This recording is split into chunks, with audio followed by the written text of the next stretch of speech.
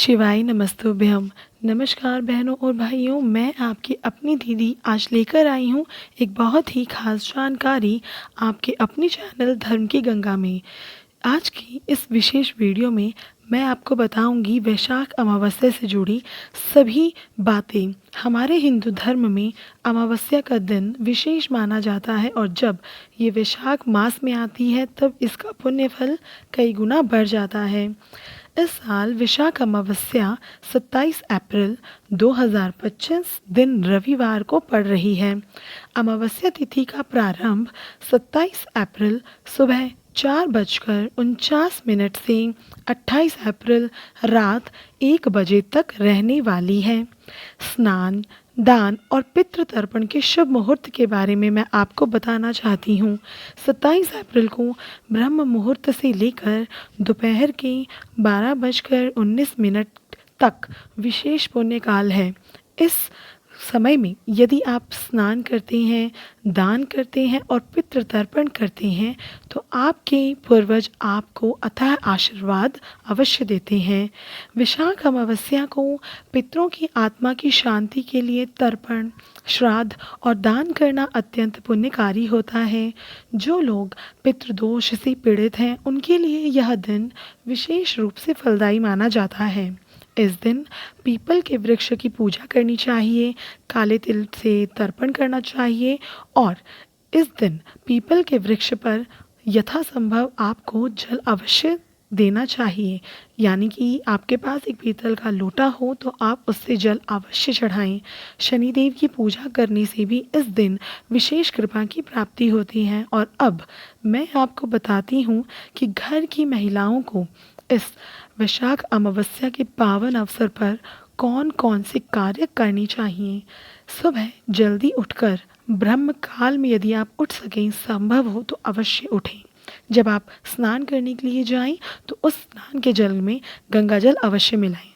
आंगन में तुलसी के पास दीपक जलाएं और पीपल के जल को अर्पण करें।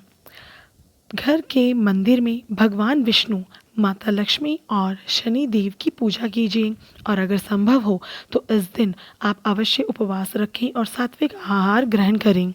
तो चलिए अब सुनते हैं, जानते हैं कुछ सरल और चमत्कारी उपायों के बारे में जिसके लिए अगर आप करती हैं तो आपके घर में सुख, शांति और बरकत अवश्य आएगी।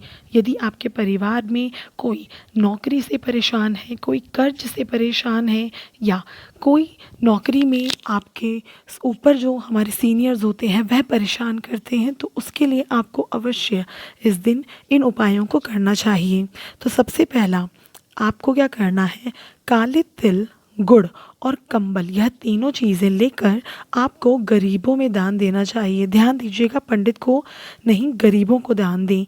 इससे आपके पितरों को तृप्ति होती है और धन संपत्ति में वृद्धि हो, ऐसा हमारे पितर आपको आशीर्वाद देकर जाते हैं। दूसरा उपाय, एक नारियल में आप ऊपर से मतलब एक नारियल खोखा करके ऊपर से उसमें हल्दी और कुमकुम भर दीजिए और यदि आपके घर के पास कोई नदी, तालाब हो तो बहते जल में उस नारियल को प्रवाहित कर दीजिए।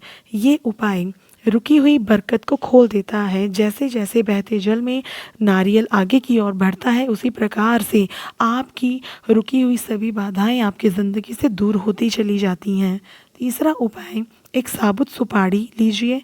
एक चांदी का सिक्का हो तो ठीक है और यदि ना भी हो तो घर में जो 1 रुपये या 2 रुपये 10 रुपये का सिक्का है उसको साबुत सुपारी के साथ 20 या 25 रुपये का जो लाल कपड़ा आता है उसमें बांध दीजिए और उसे बांधकर अपनी तिजोरी में रख लीजिए। ऐसा करने से ही माना जाता है कि धन की वृद्धि होती है और लक्ष्मी माता का स्थायी वास होता है।